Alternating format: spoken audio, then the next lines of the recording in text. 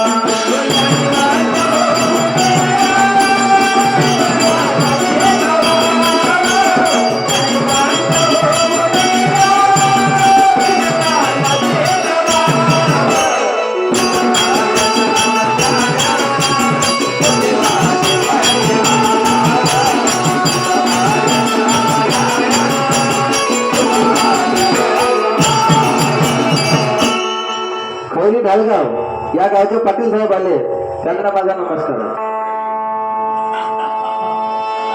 आणि म्हणून पहा पूर्वीच्या काळी काय होतं की राणीच्या पोटामधून राजा जन्मास येत होता. राजाची राणी ती गर्भवती राहिली तर तिला जर पुत्र झाला तर तोच राजगद्दीवरती बसत होता, अशी परिस्थिती होती. तर आज या बाबासाहेबांनी संविधान लिहिलं आणि त्या संविधानाच्या माध्यमामधून आम्हाला राजा घोषित करावा लागतो मतदानाच्या पेटीमधून. जोपर्यंत आम्ही त्या उमेदवाराला होट मारणार नाही, तो विजयी होणार नाही, तोपर्यंत तो या देशाच्या राज्य सत्तेवर या गादीवर बसू शकत नाही. हे एवढी ताकद त्या भारताच्या संविधानामध्ये आहे. आणि म्हणून बाबासाहेब वर्णन करतात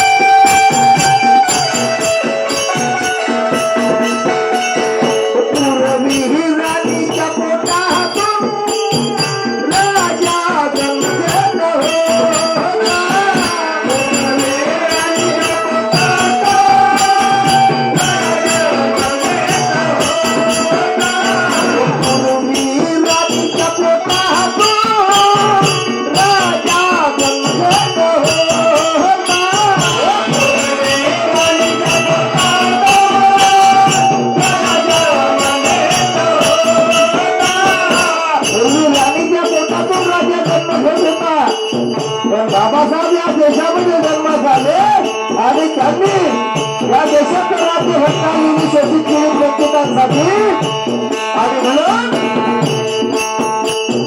पूर्वी राणीच्या पोटातून राजा जन्म घेत होता.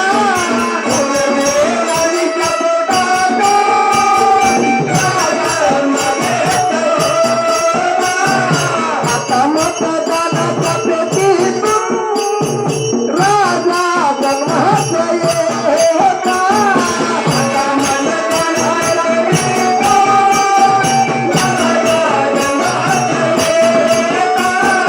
संविधानाने मोठा संविधानाने दिला मोठा अधिकार माझ्या भेवा कार्य समजाया बुद्धिवादी पहिले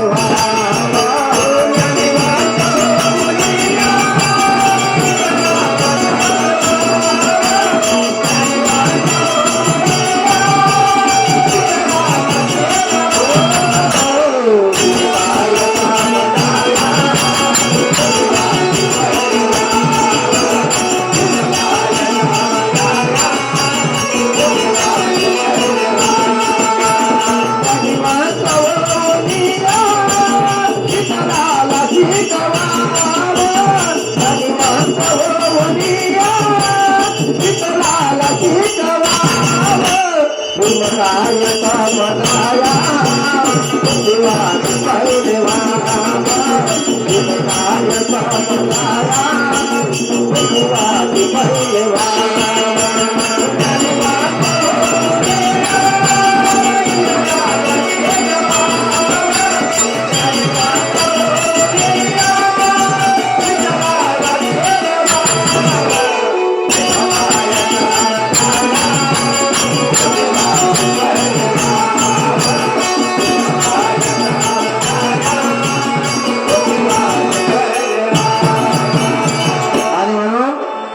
आमचे मोठे बंधू आयुष्यमान रामदासजी नागवेने साहेब यांच्याकडून 200 रुपयाचं योगदान मंडळाला प्राप्त झालेला कशासाठी की भूमकार्य समजाया बुद्धिवादी पहिले व्हावं आणि बुद्धिवादी झाल्याच्या नंतर ज्ञानीवंत होऊन इतराला शिकवावं आणि हेच करण्यासाठी समता समितीच्या माध्यमामधून ते दरवर्षी बाबासाहेब आंबेडकर यांच्या जयंतीचा एवढा मोठा सोहळा नागमंदिर चौकामध्ये करतात समता समितीच्या माध्यमामधून. कारण ज्ञानीवंत जोपर्यंत एक व्यक्ती घडणार नाही तोपर्यंत या समाजाला घडवू शकणार नाही.